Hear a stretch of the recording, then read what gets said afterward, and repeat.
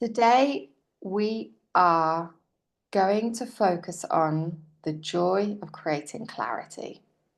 Now, I learned about this when I was getting coached. It was like, I think mic drop moment is not strong enough. It was like, it changed my world.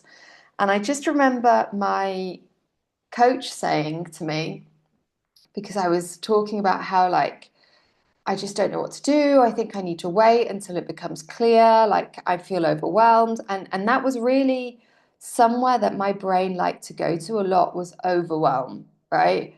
There were 20 different options. I could do any of them. Okay. And trying to do all of them.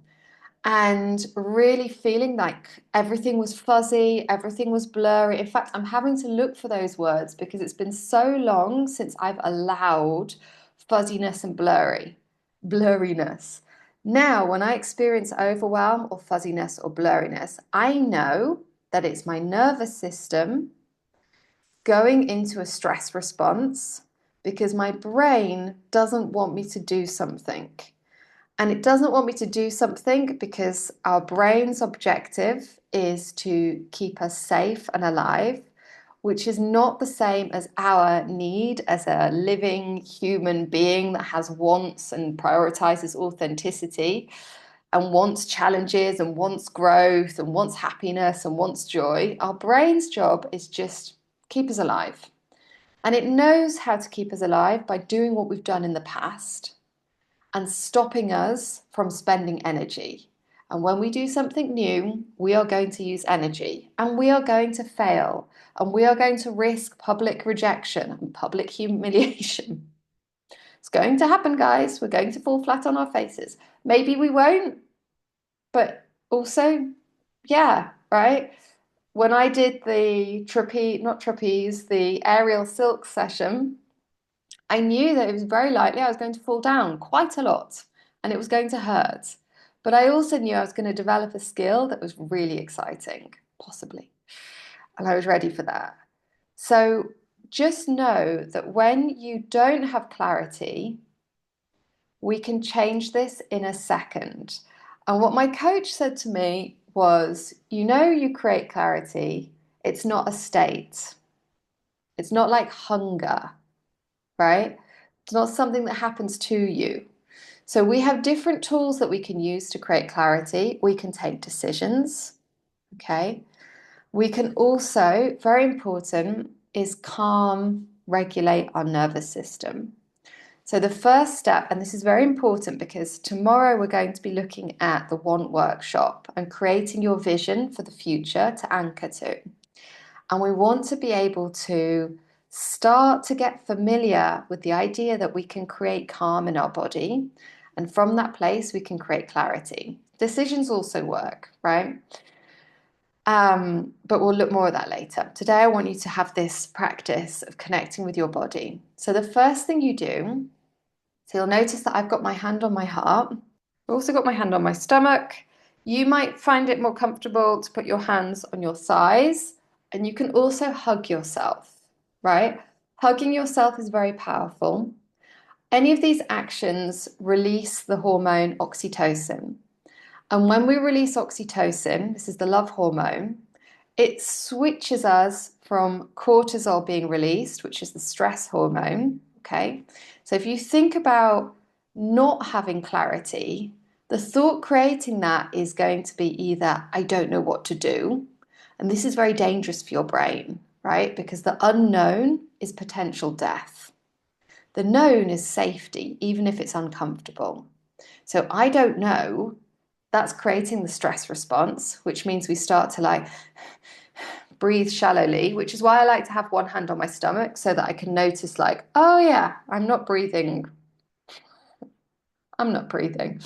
Okay. And when we breathe shallow, this reinforces the stress response. So imagine like running away, right? You're running away from a tiger and you're like, okay. So what we can do is we can teach our brain we're safe through breath work. That's one of my favorite things to do, or through our thoughts. So the second place we want to go to is changing that thought. So the first thing you can do is to just say, I know what's happening. I know what's happening is starting to create a known. Physically touching your heart or hugging yourself creates the love hormone instead of the stress hormone. So these are two things that are immediately starting to create the conditions for clarity. And the next thing you would say is, I know what to do. I know what's happening. I know what to do. Okay. So I know what to do is right now, I just prioritize creating safety in my body. Everything else stops. I don't need to fix anything. And even if I used this when my car was it was stuck in like, I mean, I don't even know how to describe it. Like the road basically started to collapse. There were really heavy rains in the mountains where I was living in Spain. Apparently, under the road was just sandy mud because after these rains, the road was literally like collapsing. And my car was kind of stuck in this. And I tried revving the engine. I tried pushing, and I could see that just going was going to get the car more stuck. So I just stopped. I use this practice of, okay, I know what to do. I know what's happening. I know what to do. And what I'm going to do is I'm going to go millimeter by millimeter. And if I can't get the car out, I'm going to walk back.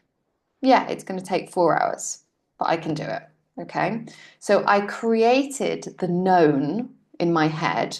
So my brain knew, okay, even if we don't move the car, we're just going to walk and we're going to leave it there. That's the plan.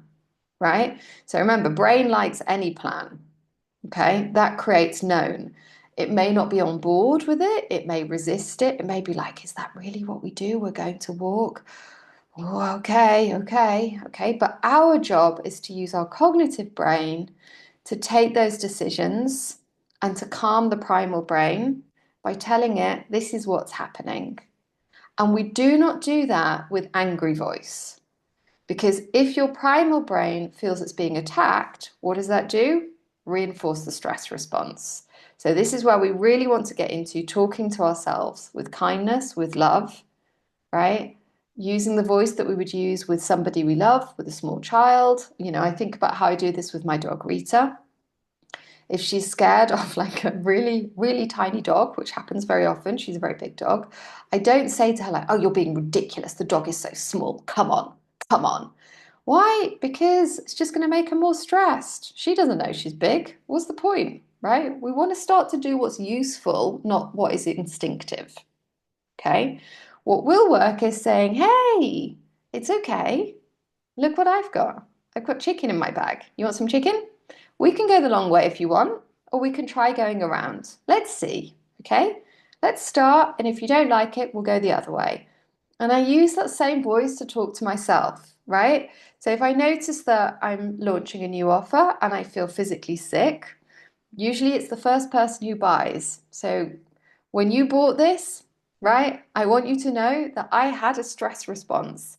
There was a moment where I thought, oh my God, oh no, it's real. Okay, how can I deliver? Oh, okay, right? But what I knew was to do exactly the same thing. This is normal. This is the response that we have. It's going to be amazing. You've already planned this. You're going to change things for them. You're going to connect. This is going to be fun. Okay. And little by little, take yourself out of that. And when you notice that you feel calm, you're going to say, I create clarity. I create clarity. And you can just pick one thing, right? Take a decision. The next step is whatever. I am going to whatever. Okay. And that's how we create clarity. Okay. I'm very excited about our workshop tomorrow, the one workshop.